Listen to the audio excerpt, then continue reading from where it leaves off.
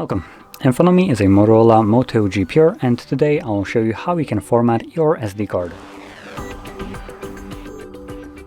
So to get started, let's navigate into the settings. From here, scroll down to storage. There we go. You'll see this drop-down menu, so select SD card and then choose Files. I'm gonna select Files again, just once. From here, tap on the three dots and then select Stored Settings, where you'll find Format option. Now when you press on it, it gives you a message that formatting will erase existing content on the SD card. To avoid losing content, back it up to another SD card or device. Obviously, do as the message says if you want to keep something. If you don't, proceed further by selecting Format SD card.